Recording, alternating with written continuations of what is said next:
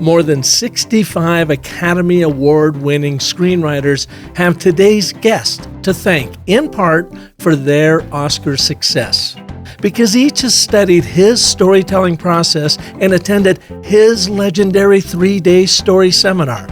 I'm speaking, of course, of Robert McKee, Hollywood's top screenwriting coach and story consultant who travels the world, inspiring and needling writers, directors, and actors, including the likes of Peter Jackson, David Bowie, Jane Campion, John Cleese, and Jeffrey Rush.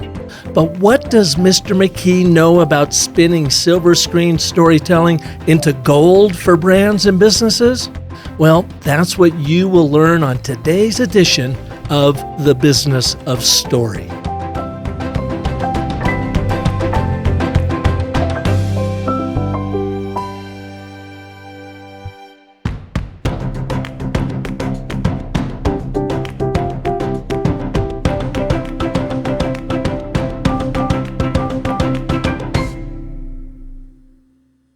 Hi, I'm your host, Park Howell, and I've always been intrigued to learn what Hollywood knows about storytelling that we could use to accelerate the growth of business through the stories we tell. In 2012, I spent 4 days in a dark, freezing Sheraton LAX ballroom attending McKee's story seminar. He strolled onto the stage with 250 of us immediately enraptured by this man's gravitas. He smiled, cleared his throat like a pit bull hacking up a bone, and said, quote, "If your cell phone goes off during my seminar, you will come up here to my stage and give me $10 in front of all your screenwriting pals. If it goes off a second time, you're kicked out. Because one ring is an accident, the second one tells me you're an asshole." End quote. Nervous laughter swirled in the crowd, and everyone promptly turned off their cell phones as McKee took a confident, I'd even say self-satisfied swig of his Diet Coke. One of my favorite of many insights from the seminar is when he said, "Story is about trying to make sense out of the confusion, chaos, and terror of being human." That also describes business, no? McKee said that people are not on journeys. Journey is a euphemism for the truth that life is a battle or war. He stressed, purge euphemisms from your vocabulary because they separate you from realities. So does your brand speak the truth? Or is your story obfuscated by jargon, by euphemisms? These are just some of the dozens of storytelling insights that I found paralleled Hollywood storytelling and business communications. So prior to attending this story seminar, I had been a student of Joseph Campbell and his hero's journey. In fact, his monomyth, as they call it, is the inspiration for my story cycle system that has helped grow brands by as much as 600%. During a break, McKee sat on his stool on stage, and if you had the nerve, you could walk up mano-a-mano and ask him a question as he glared at you in actually kind of a charming way. So I summoned my courage, waited in line for about 10 minutes, and finally introduced myself. I had already pegged McKee as a guy who didn't much tolerate fools, and I didn't want him to cast me in that part. So as thoughtfully as possible, I asked him, "Is it true that all stories are based on the hero's journey?" He scoffed and said, "Of course not. The hero's journey is just one of many ways to tell a story." And then I was summarily dismissed. I knew I needed to get me more of Robert McKee. He is as brilliant as he is caustic, which I later realized is at the core of his theatrics on stage. A powerful lesson I learned from his performance in the story seminar is that teaching is as much performance art as it is the sharing of knowledge, a lesson I still use today in my Business of Story Mastery course and keynotes. After the seminar, I introduced myself to McKee's marvelous wife, Mia, who was attending to selling his swag and books. I mentioned that I was starting a podcast about business storytelling, and I was wondering, would Robert be my first guest? Mia said she would talk to him and get back to me. Well, you might imagine I wasn't holding my breath. But later that week, I got a call and an invitation to interview Robert in the living room of their Connecticut home if I happened to be in the neighborhood on a prescribed date that was just, 2 weeks off. As luck would have it, I was going to be in Manhattan working at Hearst Publishing at that same time and mentioned I could fly out early and drive the 2 hours from JFK to their home for the interview. Everything was set except for one thing. I had never recorded a podcast in my life. He literally was my first interview. I cobbled together a portable Zoom recorder and a couple of microphones, and off I went, sweaty palms and all. On the flight out, I thought, what in the hell am I doing? I landed at JFK, wrestled my way through the rental car counter, and fought through eastbound traffic to Kent, Connecticut. It was a beautiful drive because I took the back roads to explore the country. You see, I had never been to Connecticut before. It was a postcard autumn day, passing fly fishermen casting about on mill ponds puddled between quaint New England hamlets. But halfway into my drive, my senses were imprisoned by the derelict Fairfield State Hospital. I stopped and took it all in through its decrepit iron gates. The Fairfield State Hospital opened in 1931 and was the residence to criminally insane patients. It is made up of 16 buildings that are connected by underground tunnels, and it's rumored to be haunted because of its tragic history of patient abuse and, questionable deaths. The hospital closed in 1995 and was used as the setting for the film Sleepers and MTV's Fear. I wondered if this creepy relic was foreshadowing what might be a harrowing experience interviewing Robert McKee, especially given my own derelict lack of experience. What the hell have I got myself into? I spent that night as the lone guest at the Starbucks Inn in Kent, Connecticut.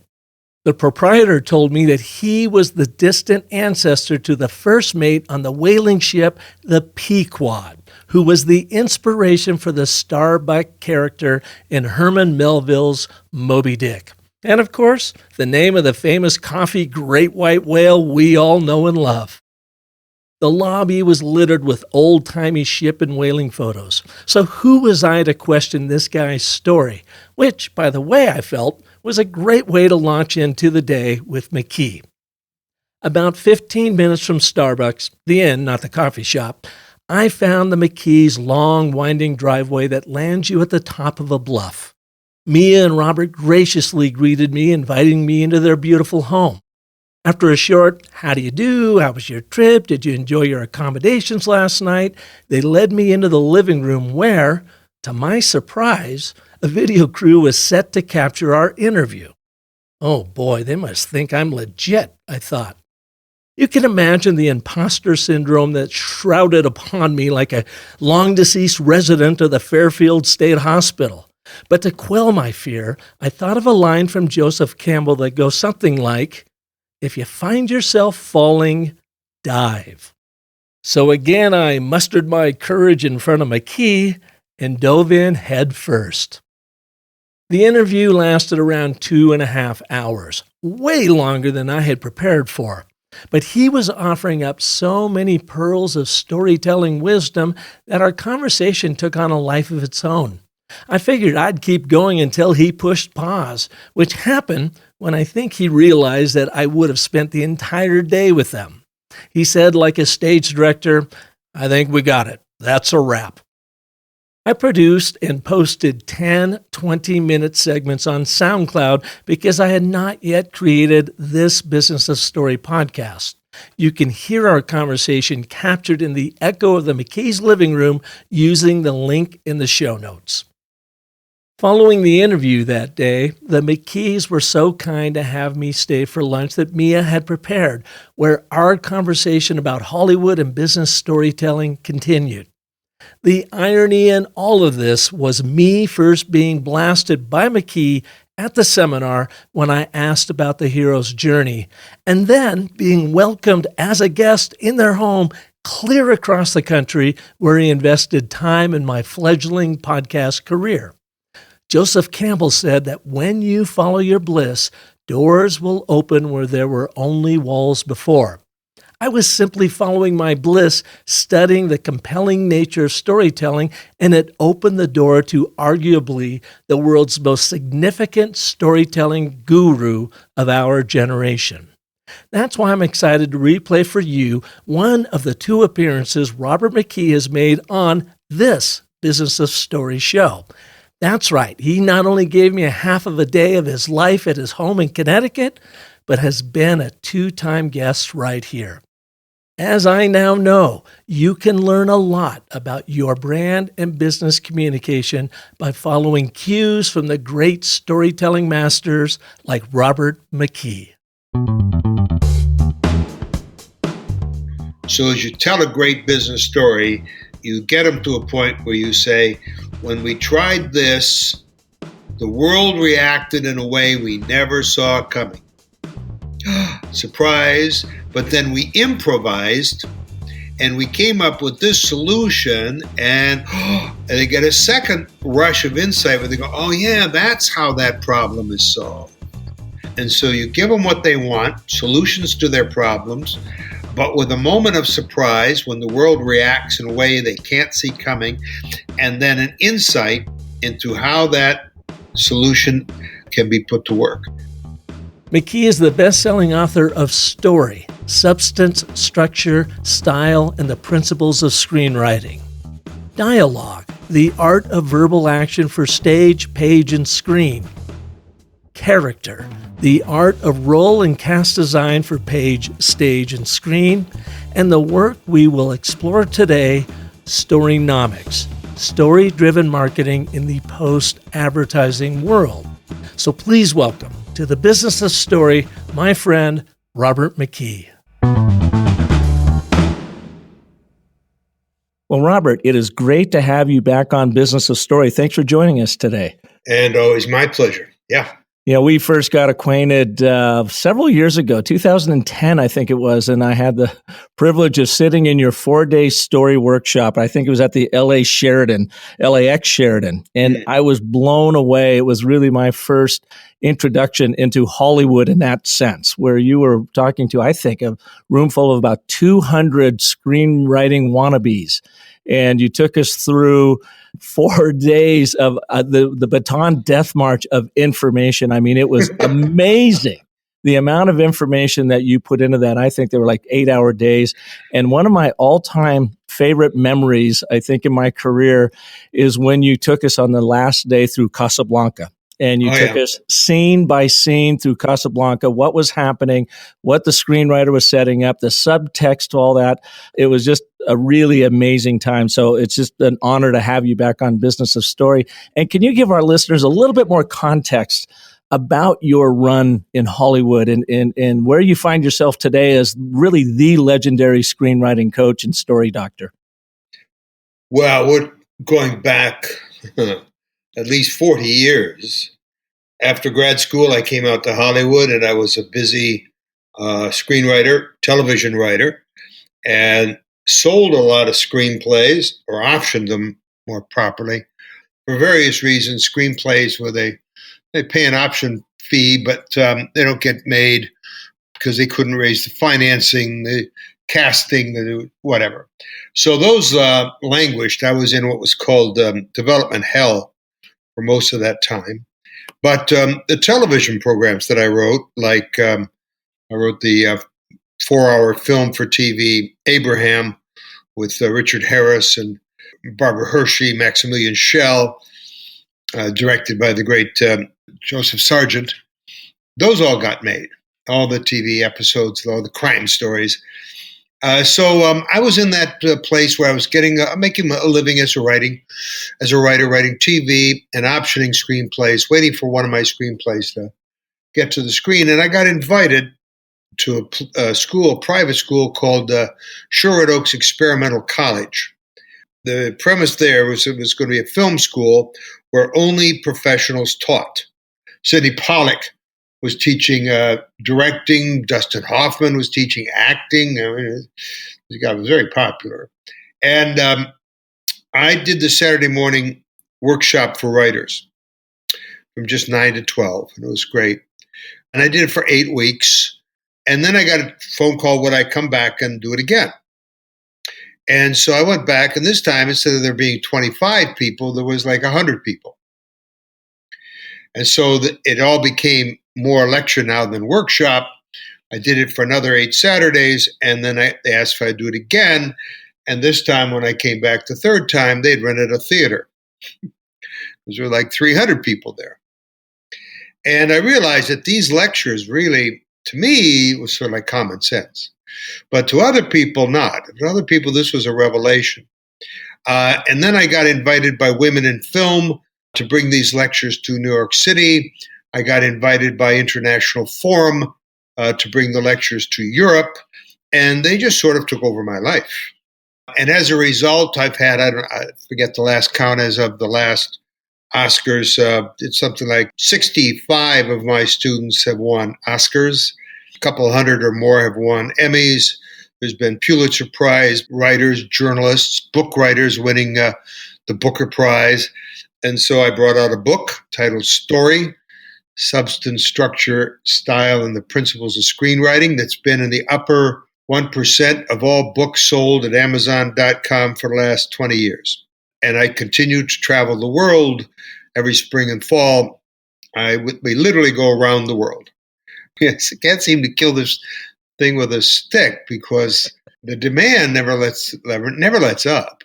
And so I do as many of these as I physically can, probably 12 major lectures a year and then I do a lot of consultations with private corporations and various institutions of different kinds to help them tell story in an effective way to market inwardly and in terms of leadership.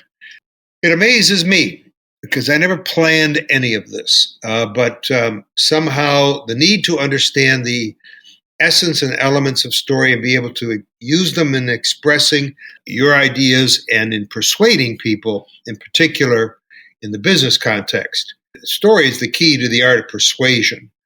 If you want to influence people toward becoming a customer, a client, an investor, whatever, the best way in which to put your ideas forward in an effective way that will activate people is in story's form, story structure, rather than rhetoric. And so my clients have been as successful as my Oscar winners in the private sphere. Well, and speaking of Oscar winners in Hollywood and so forth, one of the first places I saw you, or actually Brian Cox playing you, was in Charlie Kaufman's adaptation. Yeah. And he has a wonderful scene in there that, to me anyways, after visiting and experiencing Story, I thought was pretty accurate. How did that come about that they had Brian Cox playing the great Robert McKee in adaptation, teaching Nicolas Cage, the screenwriter, what it means to put story together? I got a phone call one day in the middle of the day from a producer in New York, Ed Saxon. He said, "This is the most embarrassing phone call I've ever had to make.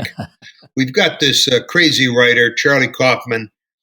He's written a screenplay. He's made you a character in it. He has freely quoted from your book without permission, from your lectures without permission, and we don't know what to do." And I said, "Well, send me a copy." And I read it, and I could see what he was up to. He wanted me to be the force that he would have to push against, that I represent Hollywood on one hand and a kind of a traditional storytelling on the other.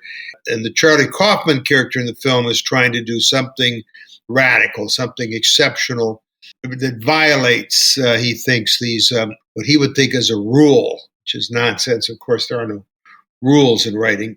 And so I called Ed and I said, I understand. He wants me to be a bit of a villain against his sad little artist, and I'm going to be the heavy, which is fine by me. Because you play that pretty well, by the way. I know. It's just fine by me because I don't tolerate fools. The romantics who think that writing is just sitting there and the muse descends into you, and your arm begins to move automatically, and it's all instinct and whatnot, are really fools. They're just naive, and it's really silly. You can no more write like that than you could compose music that way, or paint that way. And so I said, okay, I'll be a character in your film under two conditions. One, I get a redeeming scene. Two, I have control of the casting. And they agree to that. And so they wrote the redeeming scene where Charlie Kaufman and McKee sit down in a bar, and I sort of put my hand on the guy's shoulder, and I say, look, it's flawed up till now, but your story hasn't got an ending. And so you create a great ending, and all will be forgiven. And then as to the casting, I cast my friend Brian Cox, because I knew that Brian would do me very well, and I think he did me perfectly. Oh, it's great. And for anybody that wants to see it, just go to YouTube and search Robert McKee adaptation, and you'll see that quick scene. It's wonderful. You go ahead. But the film only works halfway. It's good. It's fine. But there comes a moment in the and I told the Spike Lee and the Spike Jones rather and Charlie that there will be a parting of the waves at the point where Meryl Streep's character says we're going to have to go kill him. Half of the audience will believe that, half of them won't, and which is about what happens. And so it's not a 100% satisfying film for everyone, I must say. But most people enjoy it, I think. And even the ones who don't believe that Meryl Streep's character, Susan Orleans, would actually commit murder, they laugh when she does, or tries to. And so it becomes comic. It's okay. But the film was very successful, and I was very pleased with it. Yeah, I love it. I've seen it several times now, and I refer to that clip with you in there quite a bit. I thought it captured you very, very well. Let me ask you, in all these years you worked with screenwriters to get them to perfect their craft, what similarities do you see in screenwriters and either business leaders or business communicators that what works in Hollywood works over in the business realm in communication? Well, at the very heart of it all is a matter for both the artist and for the business person of learning to think in a very special in a form of logic. Business people have a problem often, which is that they present their ideas in inductive logic, which they were taught in school. When you write an essay, you were taught to come up with a thesis statement in the first paragraph.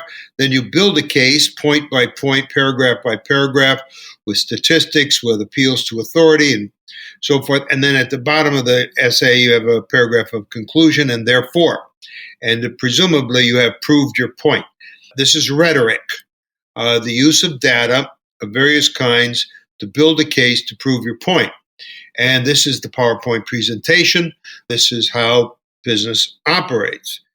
What they discover is that in trying to prove your point, the people to whom you're offering this proof have their own evidence. They have their own statistics. They have their own authorities. And they sit there while you're giving a PowerPoint presentation arguing with you. No, that's not the numbers. That's not how it works. That's not how things happen, whatever.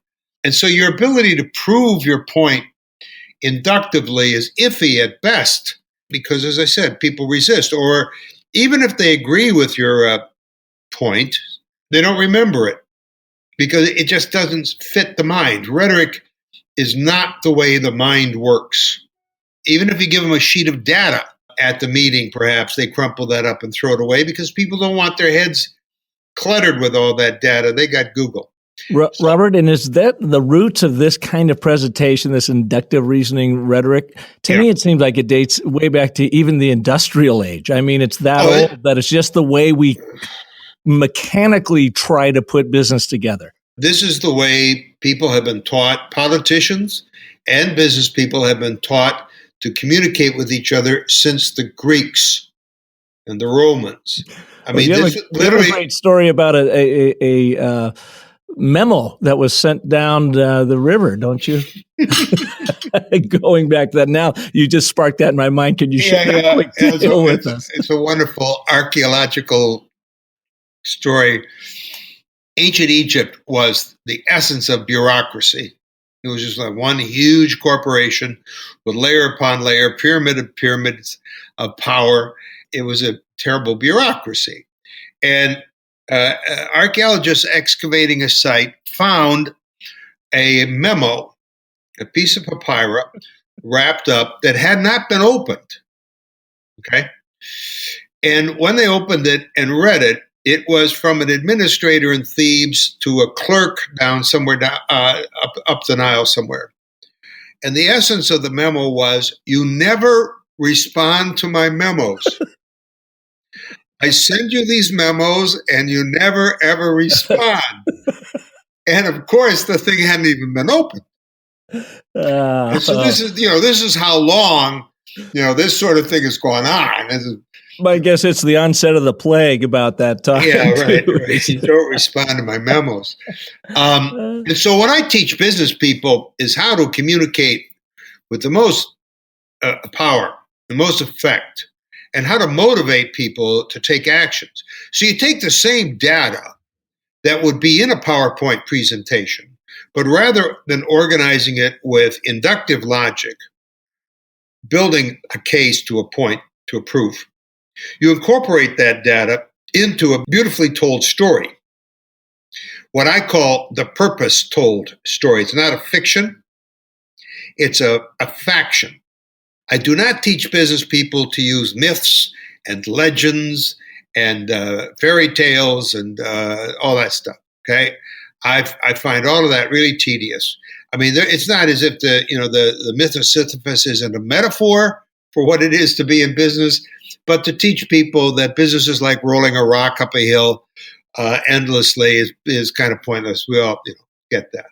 And so I promote the use of fact-based storytelling in business, and incorporate the data, that fact, into a beautifully told story that hooks people's attention, holds them in high suspense, holds their attention, and then rewards them for paying attention with a satisfying experience, both mentally and emotionally, that then activates them to do something that you want them to do, to purchase your product, to hire your service, or even if it's a branding exercise, to tell them a story that simply makes them aware of your brand and puts it into a positive glow, so that they have a positive awareness of the brand that will influence their purchases and behaviors in the future. And so by shifting from inductive logic to causal logic, stories are logical, but they are not inductively logical. They are causally logical. They are the logic of how an effect becomes a cause, how that cause then becomes another effect that triggers yet another cause, how that cause creates an effect that becomes another cause, and on it goes. The interconnectedness of life on all levels, cause and effect, that comes to a powerful, effective conclusion that moves people to a profitable action for the company. And storytelling, I have to point out, is more difficult than rhetoric. I mean, one of the reasons why business people don't immediately and constantly use storytelling in their business is because it requires more work. You've been doing deductive logic ever since you were in junior high school. They taught you how to write an essay, in the 7th, 8th grade. And what is a PowerPoint presentation most of the time? It's simply a junior high school essay with special effects. And so it's something you've always done since you were a kid, assembling ideas in a rational way to prove a point. It's easy. It requires work. You have to gather the evidence and compose it and put it up there on the PowerPoint presentation and choose your fonts. But that is not the way to get people to really believe and go wow and take action.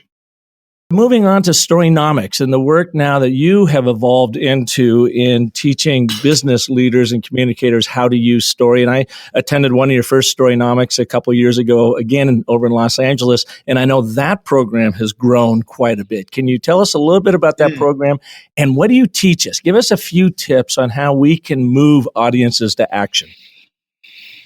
Well, I start out by looking at the three fundamental techniques of persuasion: emotional persuasion, rational persuasion, and then the combination of emotion and rational persuasion, which is story. And so in advertising, for example, most advertising is emotional persuasion. It's either bragging or promising or both. We're the biggest, we're the best, we're the newest. We're going to do this for you. We're going to do that for you. You're going to love us. And so it tries to use seduction and making all kinds of promises and compliments. Occasionally, especially like when we see political advertising, they use the opposite. They use coercion. Their emotional approach is to frighten you, to make you angry, and so forth. And so they make another kind of list. This is a terrible danger. This person is an awful whatever. And so, but that's emotion. It's either seduction or coercion. Those two are fundamental to advertising. And then, of course, there's, as I mentioned, rhetoric, which is the rational persuasion by inductive logic, by building a case into a proof. Then the third method is story, which combines meaning and emotion. The meaning is created out of the dynamic of change, cause and effect, charged with a value, and the emotion is caused by empathy. By telling a story in such a way that the audience, at some level, even unconsciously, feels that it's as if it's happening to them. They involve themselves emotionally in the story because it resonates with their own life. And as a result, they are with a positive ending, and all business stories naturally have a positive ending. The positive ending inspires them to take the action that the storyteller wants them to take. And so I lay out those three choices, and I'm not condemning emotion, pure and simple, in advertising, or rhetoric in business. Those things have their place, and whatever works, If it works, it works. But what I try to get business people to do is to merge meaning and emotion and to put it together into a story form. And I teach it in two directions, taking it outward into the world in terms of marketing and all the dimensions of marketing, branding, advertising, sales, and then inward into the company in terms of the use of story and leadership to communicate with your employees or employers up and down the corporation in story form in order to make sense to people in a way that will change their behavior and bring about harmony, mutual understanding, and teamwork inside of a corporation. So I teach it outwardly and inwardly. People tell me as they begin to master this form and put it to work in either direction that they have great success. My clients that I work face-to-face with individually outside of the seminar have become very successful in their adaptation of story. It's been very profitable for them. So let me ask you, you've got outward and inward. Who do you think is doing a pretty good job with their outward business storytelling through the branding, marketing, and so forth, whether it's a client of yours or not, someone else you're seeing? Who do you think is doing a pretty good job right now? Oh, you see Red Bull is really done extremely well with their storytelling. Occasionally, someone like IBM will get it right, but IBM makes as many bad pieces of branding. Siemens is very good at it. The Siemens Answers campaign has been extremely successful. And so occasionally there are companies that Starbucks, excellent. Well, let me ask you about Red Bull, though. It's not. I wonder if it's an accident. The two coffee companies are very good at it. Well, Red Bull, their storytelling is they get a bunch of lunatic youngsters out there willing to kill themselves, and then they film them. And then we all get to live vicariously through their feats. So that is really terrific visual storytelling, and it certainly it worked with the brand of we give you wings, Yep. the caffeine. And yet when it comes right down to it, if you are trying to own that audience through a crafted story, I don't think of them in that light. I think of them as an event or a spectacular, No. But you have to learn. No, you're wrong, Hal.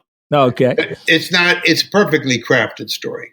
That's the magic of such a thing. You think it's just an impression, a bunch of kids having high wire adventures. Part of what I teach business is the difference between the implicit and the explicit story. Is Red Bull an explicit story? No, it's an implicit story. You don't need words. You just need it. Do you remember the Michelin campaign where you had an image of a Michelin tire and a little diapered baby sitting in the tire? Okay, remember that image? Okay. Oh, yeah. That is a story.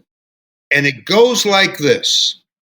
I'm driving down the highway in foul weather one night with my family in the back seat.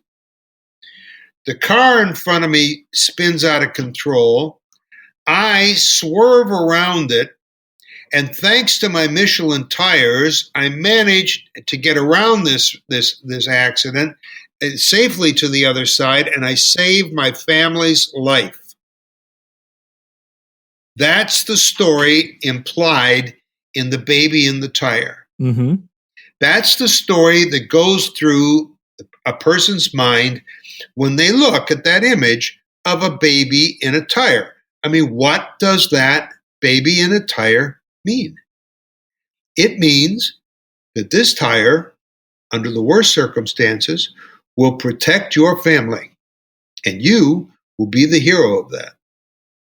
There's a moral in it. There's a moral to the story. Is there a moral in every story we tell? Moral is a lousy word. Okay. Is there a truth, a universal truth? There's a meaning. Mm-hmm. There's a meaning. Truth is too big a word. Moral is too trivial. There's a meaning.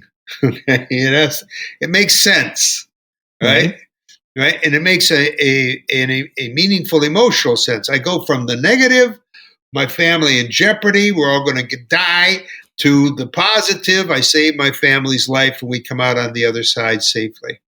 And so it has a great dynamic movement from negative to positive, and that negative to positive movement grabs people's emotions and it gives them an idea.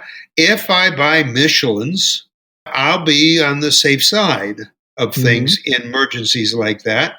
And so it moves people. It's a purpose-told story implied in that image to purchase Michelins, which I happen to have on my car. So, if I drink Red Bull, then I can go out and do a backflip on my snowmobile? Here's the Red Bull. Do you remember? It's much like, do you remember the Nike ad, "Just Do It"? Mm-hmm. Oh, okay? Yeah. All right. That's just a phrase, but there's a story. There's an implicit story. I am a fat, out of shape couch potato sitting there endlessly watching, mindless TV. I decide to get myself a pair of Nikes. I start to jog. It hurts like hell. I'm, tempted to give up, but I persevere. And then I'm running 5Ks and 10Ks. I'm losing weight. I'm getting in shape. And at the end of it, I come out the healthy, good-looking, happy guy that I've always wanted to be. That's the whole story inside of Just Do It.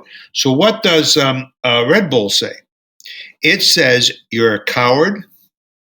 You've never taken a chance in your life.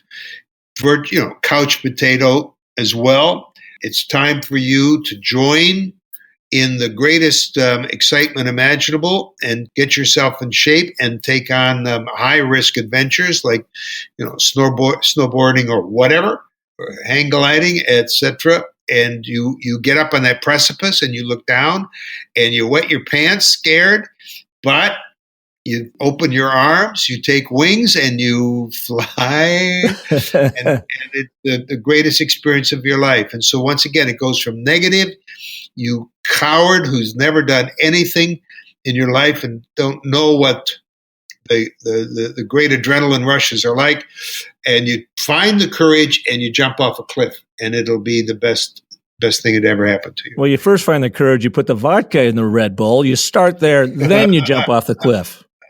So help me understand, Robert, why, whenever I ask anybody, who are the best brand storytellers out there, 4 or 5 always bubble up. Red Bull, just, to your point, yeah. Apple is always in the mix. Nike is certainly there.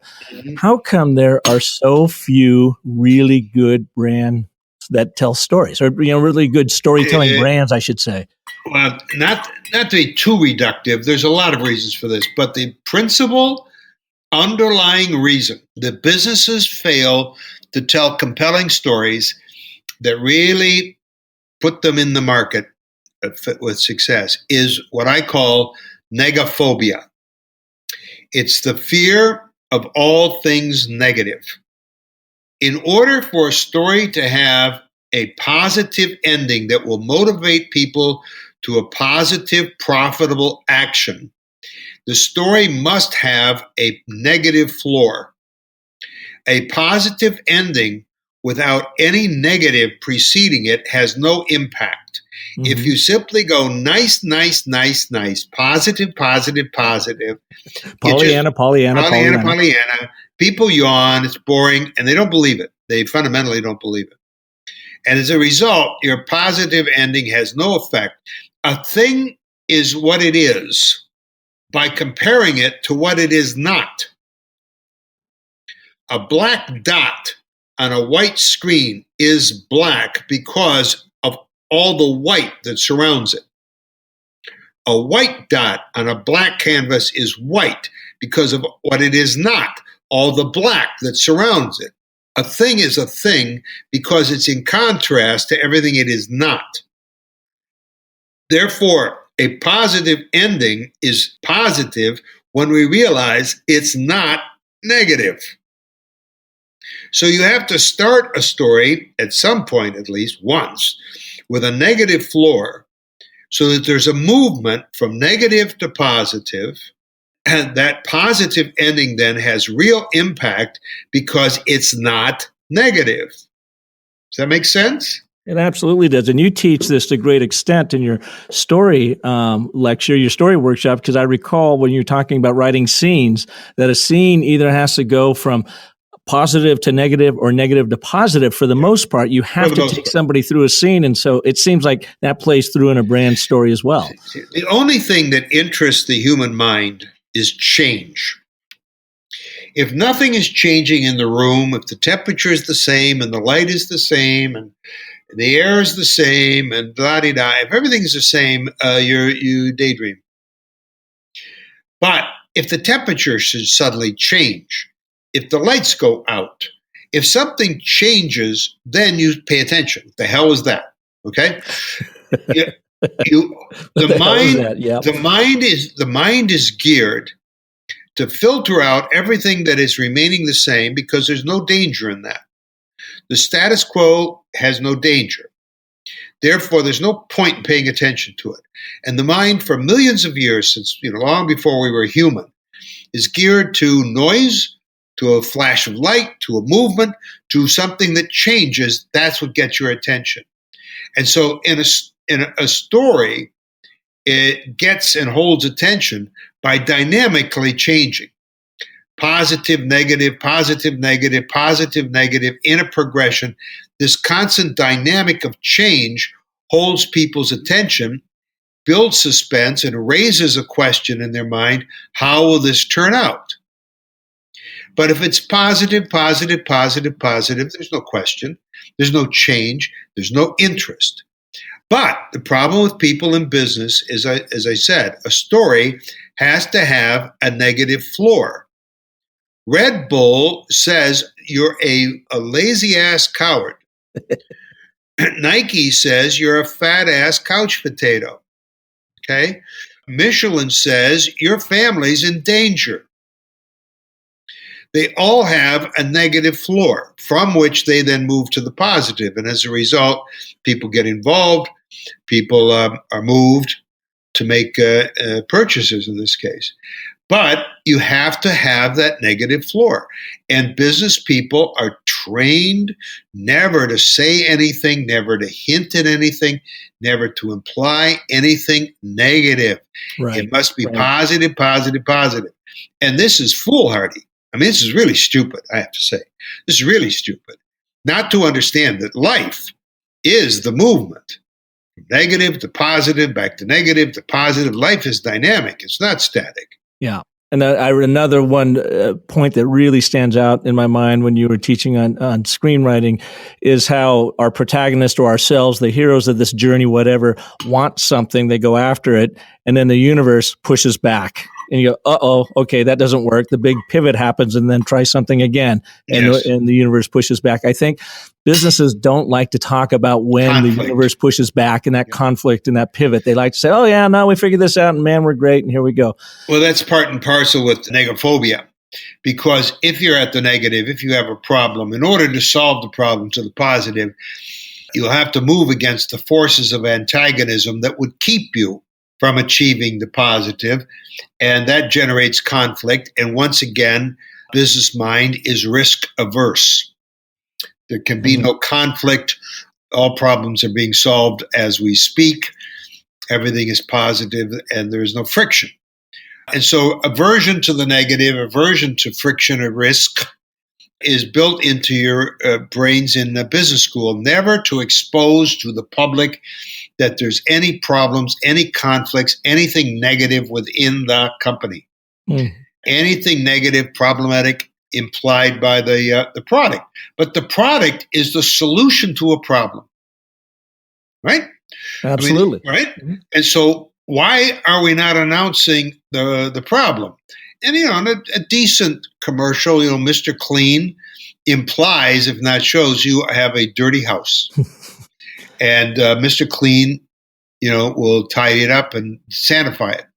Those are rock bottom fundamental principles, and it's difficult at times, but I succeed in convincing business people that they have to change their way of thinking, change their logic from induction to causality.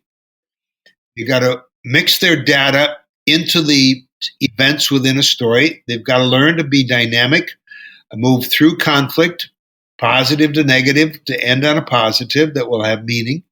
And the good ones get it, and they do. And the effects are, the results are great for them. Now, Robert, as I mentioned, having attended both of your Storynomics course and your story course for screenwriters, I just love the connection between Hollywood and business and how we can all learn from Hollywood and the great masters like yourself, where we can apply this in our own lives in both professional and personal pursuits to get better at getting people to connect with us on an emotional level, to get them to, quote unquote, buy into our story for all the right reasons, and then to get them to come along and help us in our journeys as we move forward. And I do know that you hate that word journey. I remember that it's a euphemism. Yes. Because life, by the way, is not a journey. It's just hell for the most part. And we're always trying to figure out how we're going to get through it. But like I mentioned, I wrote down some of your great lines, and let's just grab a couple of them and let me know how they relate to us business folks. So one of them, the very first one, my favorite one, is story is about trying to make sense out of the confusion, chaos, and terror of being human. Yeah, story is an evolutionary adaptation to consciousness. When the human beings first became conscious of themselves, when human beings were able to step back in their mind and think the thought, I exist, I am, that was a terrifying experience because immediately they became aware that, yes, I am today, but someday I will not be. And so living, floating down the river of time, knowing that your time in time will end, is terrifying. And the randomness of life and the chaos of weather and all the forces that would erase you from this world are terrifying. And so the mind learned how to take the chaos and build order, how to take the meaninglessness of being alive and give it a meaning, They began to create ideas of life after death as they built religions and fortified those with stories. And so storytelling is the way in which the mind works. I mean, there's been 40 years now of neuroscience studying carefully how the mind works. And the key that scientists understand, the key to thought, to human thought, is story.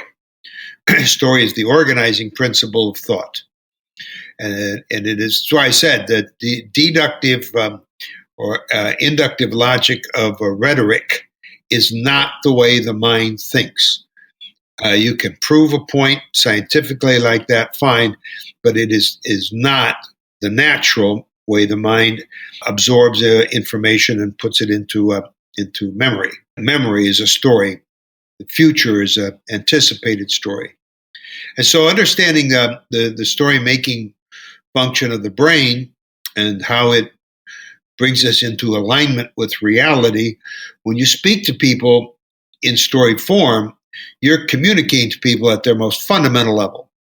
As a result, the effects are much, much more powerful. But in teaching business people, I want them, see, you keep wanting to draw the analogy between Hollywood and business, Hollywood business. And of course, it's interesting. Well, it may be, but it could also be misleading. Okay. Yes, there's a story form and communication at the heart of both of them. But Hollywood is fiction. We make these stories up out of our imaginations. Business is faction. In business, we don't make things up, or if we're most of the time. Most of the time. In business, we're trying to put facts into a form that will be the most effective communication possible and persuade people to think the way we need them to think and act the way we need them to act. And therefore, business stories are fact-based. They're built out of what indeed is real, and we organize it the way the mind, as I said, by nature does, in order to shape it into a meaningful emotional experience rooted in fact. And that's a critical distinction. So at the heart of it, the form of the story structure of fiction and fact are the same, but the content's quite different. But isn't it fair to say we are conditioned by Hollywood and the stories that we see in Hollywood? Well, before there conditioned because of the structures of stories and how they work. It's how we like to digest information, so that should play over in the business world. Yes, of course. But long before there was Hollywood, there was the theater, and there were novels, and there were the stories our mothers told us on her knee. I mean, storytelling is storytelling since, as I said, since the first mind. Hollywood storytelling is a very widespread, popular. But you see, I have problems with this, Howell, because Hollywood, frankly, is tainted in people's minds with bullshit. And business people cannot afford this. You can't be thinking that you can Hollywoodize your storytelling in some fashion and that this will be effective business. And so, do you understand what I mean? I totally do. The word Hollywood is tainted with bullshit. Let me take away the stigma of Hollywood, but it goes back to me, I guess, in basic story structure and what you teach in your screenwriting courses. You're not teaching bullshit. You are teaching true story structure that we know that the mind loves, and it's essentially all the same story, different characters. And that leads me to my next question when you said you need. And again, speaking to screenwriters, you said you need to understand your characters in a godlike way. And to me, in business, that means you have to understand your audiences, your customers, your employees, your shareholders in that same godlike way to understand what truthful story to tell them that's going to connect. Yeah, there's no point in trying to tell a story if you don't have anything to say. Mm-hmm. I mean, your story should contain knowledge that the listener does not have. And so there should be a revelation. There should be some information, some insight in your story, so that as the audience is receiving the story, your client is receiving the story, their eyes are opening, and they're getting an insight into a world or aspects of things that they didn't know before you started to tell the story. The story has real content. As I said, a story is a meaningful emotional experience. It's a combination of both meaning and emotion, or it's meaning wrapped in a moving experience. And so, yeah, you have to have knowledge. You have to know what you're talking about, superior knowledge. A great leader, a great corporate leader, a great, somebody sitting in a CXO office, a great marketing, CMO would have, I would hope, godlike knowledge of the product, the market, and every aspect of it in order to guide the future of their company. A CEO, of course, has to oversee it all. And so they all need to have a tremendous in-depth knowledge. But if you've got knowledge, fine. But if you can't get it out of your head and into other people's heads in a way that will be positive in its effect on them and get them to cooperate, to work as teams, to develop their projects progressively, if you've got knowledge and you can't get it into a form that gets people to work. Take, for example, Peter Loscher. He was famous CEO at the biggest German corporation. And he was fired for that very reason. The criticism of Peter Loscher was that he had no story. No one knew where Loscher was taking the company. And all business strategy is a story. When you compose a strategy for your business and you sit around with your team and work together to develop this strategy, what are you doing? It's on a hypothetical story. We're going to do this, and if this happens, then we'll have plan B, and if that happens, then we have plan C, and here's our strategy. The strategy is a dynamic story that goes into the future. And so Peter Loscher had no story, but maybe he did. Maybe he had a fantastic vision. His problem was he couldn't tell his story. Mm-hmm. And as a result, the investors and the rank and file of Siemens felt abandoned, and they fired him for that. And so, yes, you have to have knowledge, godlike knowledge, know what you're talking about. But knowledge without being able to express it effectively is worthless. Well, it leads to my final quote from you beautifully. And you said in the story seminar several years ago, and I'm sure you probably say this time and again because it makes so much sense, the key to a great story is to give the audience what they want, but not how they expect it. Yeah, and not how they expect it does not mean cheap surprise. It means surprise followed by insight. So as you tell a great business story, you get them to a point where you say, when we tried this, the world reacted in a way we never saw coming. Surprise. But then we improvised and we came up with this solution, and they get a second rush of insight where they go, oh yeah, that's how that problem is solved. And so you give them what they want, solutions to their problems, but with a moment of surprise when the world reacts in a way they can't see coming, and then an insight into how that solution can be put to work. And so when people are surprised and then they get a deep understanding, then they are moved to take the action that you want. A business story that does not surprise people, where everything happens the way they expect, is not a story. It's a narrative. And a narrative, again, is a very dangerous word, like journey. Like journey. Yeah, they're euphemisms.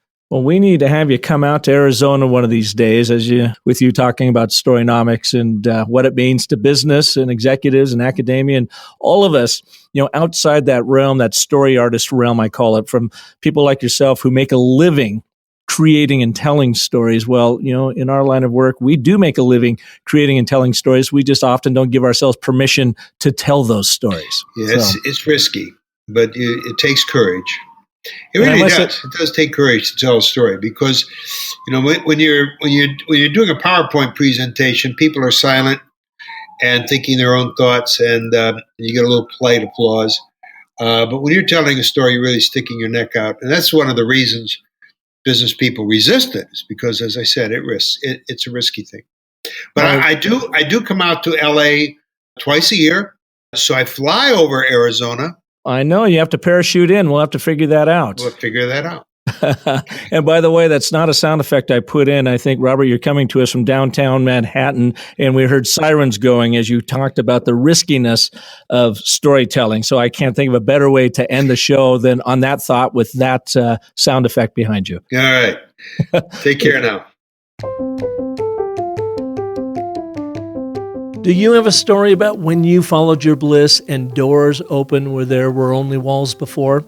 And if so, did you find yourself falling in over your head so you had to dive to make the most of the opportunity? I would love to hear it. Please send me your story to park@businessofstory.com. And who knows, we may even include your story and your chance to tell it on an upcoming episode. I would love that. I'd like to thank Caden Howell for editing our show, Darius Holbert for composing our music, and to Marissa Hill for her exceptional marketing and community development management. Please join me next Monday when you will meet media personality and TV writer and producer Cheryl Hunter, who will show you how to create a groundswell movement through your brand story. But until then, remember that the most potent story you will ever tell is the story you tell yourself. So make that one epic. Thanks so much for listening.